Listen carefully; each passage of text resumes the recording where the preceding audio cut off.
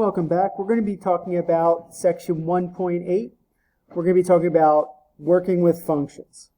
So we'll talk about the operations with functions, and then we'll talk about composite functions. You have seen this before.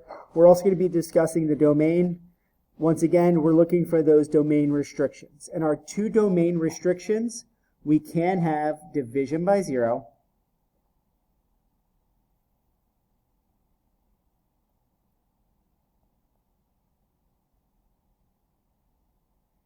and no even root of a negative. So those are the two things we are looking for when we're talking about domain restrictions. All right, so you can add functions, subtract functions, multiply, and divide. We have some old notation where it's like f of x plus g of x. Another way you might see it is with f plus g, both in parentheses, of x, and so forth. You can take a look at those.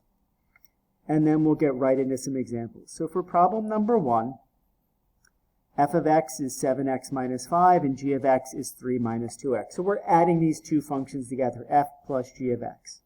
So that's going to be 7x minus 5 plus the quantity of 3 minus 2x.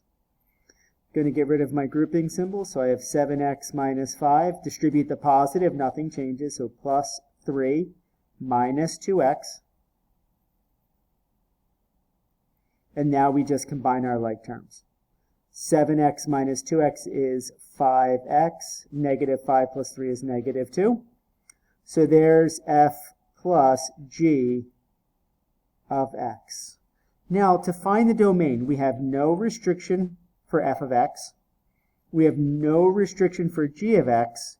And we have no restriction for our resulting function. So our domain is all real numbers. We're going from negative infinity to positive infinity. We can use any value we want to. Now we're going to be subtracting the functions. This one, be careful with. This is where the mistakes usually happen. It's 7x minus 5 minus the quantity of 3 minus 2x. Notice the grouping symbols once again. Get rid of the grouping symbols now. 7x minus 5. Distribute your negative. Negative 3 plus 2x. Combine your like terms. 7x plus 2x is 9x. Negative 5 minus 3 is negative 8. There's f minus g of x. Now our domain. Still no restrictions for our f of x, g of x, or the new function we just came up with. So negative infinity to positive infinity is our domain. Part C, here we're multiplying the two functions together. So it's going to be 7x minus 5, notice the grouping symbols, times 3 minus 2x. We're going to multiply the two binomials. 7x times 3, we have a 21x. 7x times negative 2x is negative 14x squared. Distribute the negative 5 minus 15 plus 10x. And now we'll combine our like terms in standard form. Negative 14x squared. 21x plus 10x is plus 31x minus 15. And that's f times g of x. We have no restriction for f of x, no restriction for g of x, and we can use any value for x we'd like to, so our domain stays negative infinity to positive infinity. Now, for part D, we're dividing. Now, when you think about division, think we can't divide by 0. So when we're talking about domain, think we're dividing. We can't divide by 0. So f of x divided by g of x. So it's going to be 7x minus 5 over 3 minus 2x. There's really nothing we can do here.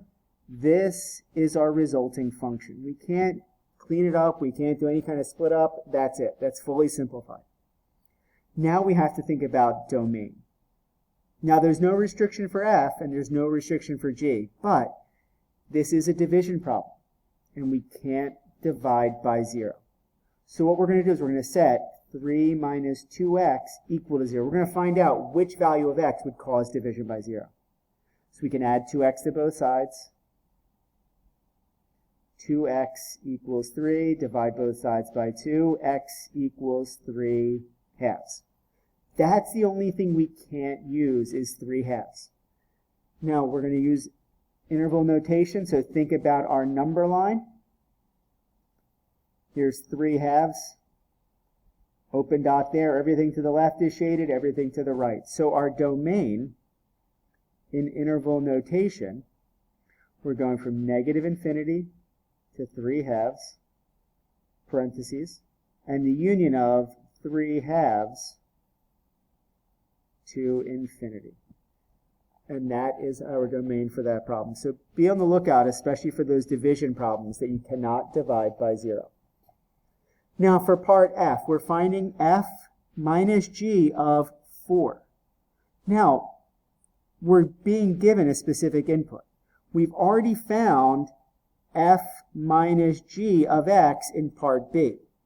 So f minus g of x equals 9x minus 8. So to find f minus g of 4, we're just going to substitute our 4 into that function. 9 times 4 minus 8. 9 times 4 is 36. 36 minus 8 is 28. And that's our value of f minus g of 4. Now our domain, it's our input. We don't have a range of values for our input. Our only input we have is a 4. So that's why our domain is just that number 4. Let's do a few more example problems.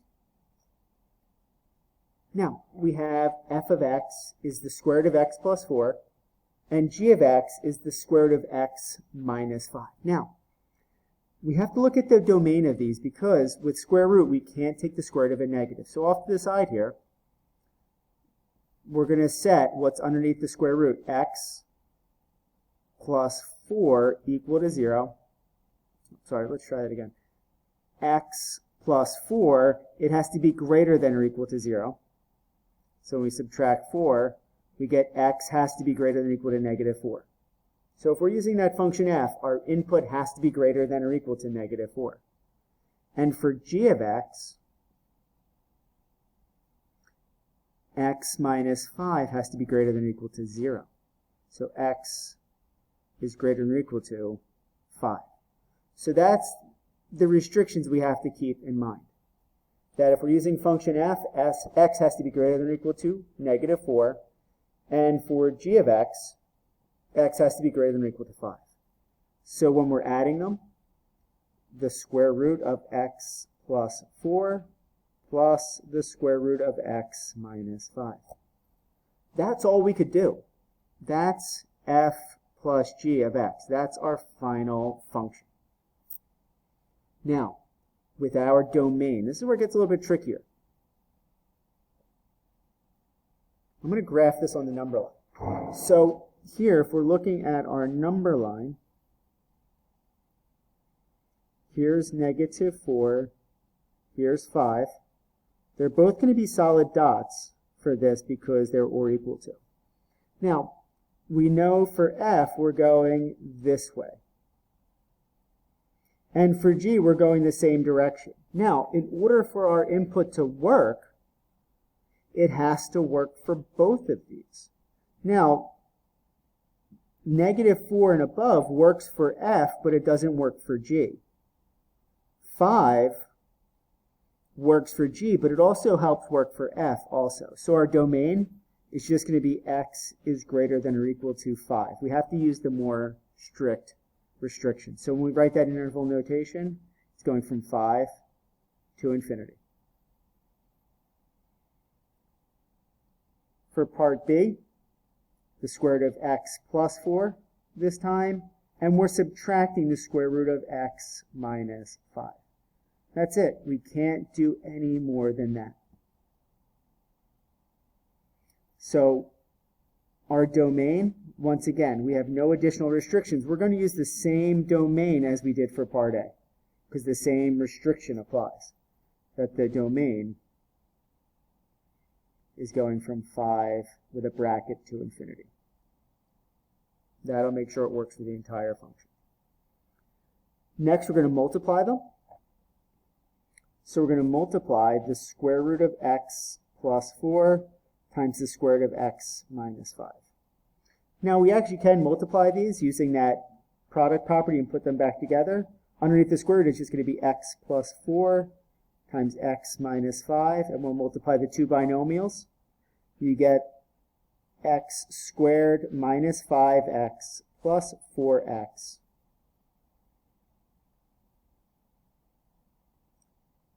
minus 5. So you get the square root of x squared minus x minus 5.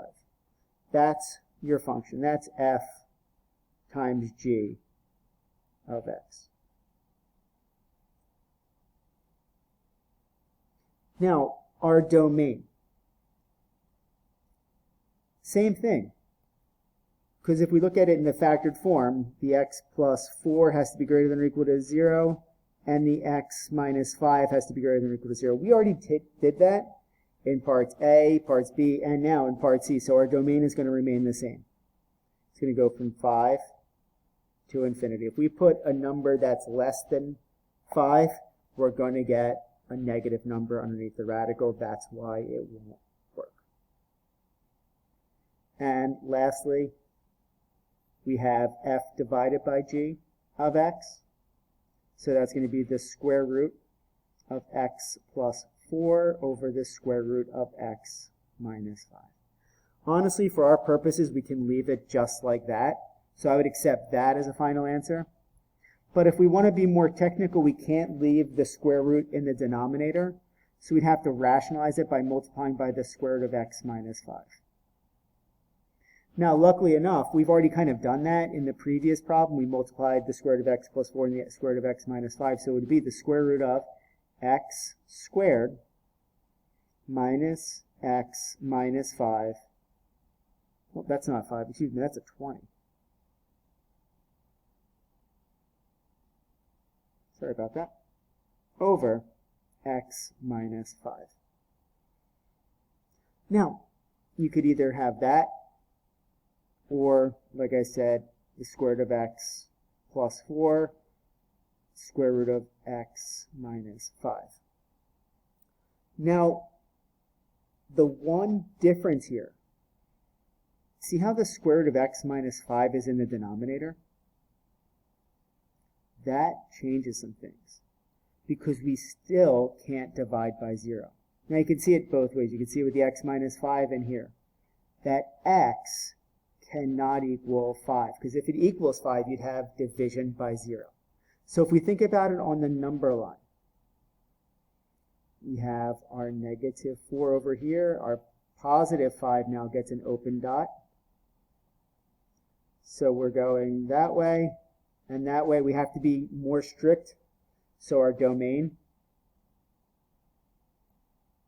now it gets a parentheses 5 to infinity, because 5 is not a valid solution, only a number that's just greater than 5. That talks about function operations as well as review of domain. I'll see you in part 2 for composition of functions.